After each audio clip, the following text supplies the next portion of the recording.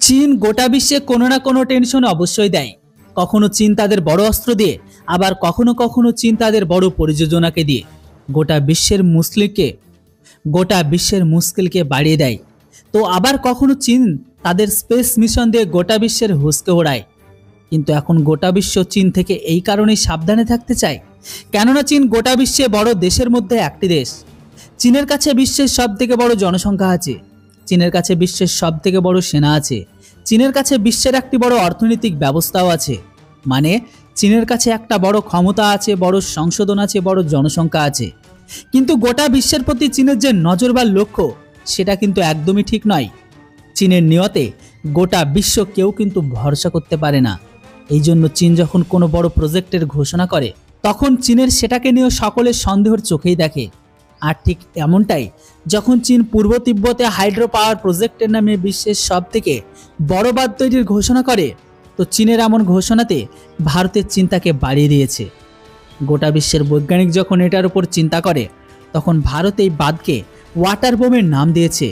মানে চীন ভবিষ্যতে এই বাঁধটাকে ওয়াটার বোমের মতন ব্যবহার করতে পারে। কিন্তু এখন ভারত ও চীনের এই বড় বাঁধকে বা বলতে পারেন বিশ্বের সব থেকে ওয়াটার বোমকে জবাব দেওয়ার জন্য ভারত বিশ্বের সব থেকে বড় ওয়াটার বোম বানানোর ঘোষণা দিয়েছে। মানে এখনকার সব থেকে বড় বাঁধ তৈরির ঘোষণা দিয়েছে ভারত। খবর কিছুটা এরকম যে চীনকে জবাব দেওয়ার জন্য ভারত ও অরুণাচল প্রদেশের সব থেকে বড় হাইড্রো পাওয়ার বাঁধকে বানানোর ঘোষণা দিয়েছে।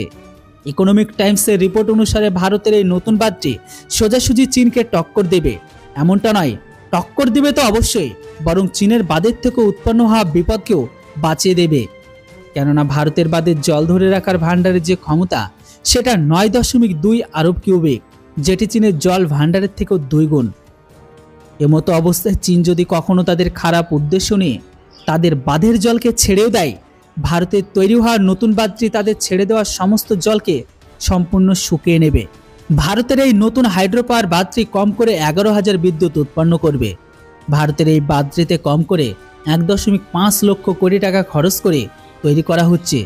তবে এখন প্রশ্ন একটাই যে চীন আর ভারত দুজনেই কিন্তু এশিয়ার সব থেকে বড় বাঁধ তৈরির রেসে যুক্ত হয়েছে। তাই সীমানার এই পারে আর ওই পারে যখন বড় বড় বাঁধ তৈরি হবে, তখন পৃথিবীর উপর কোনো প্রভাব পড়বে, এটাকে নিয়েই কিন্তু বিশ্বের বড় বড় বৈজ্ঞানিক বিভিন্ন রকমের চিন্তাভাবনা করছে।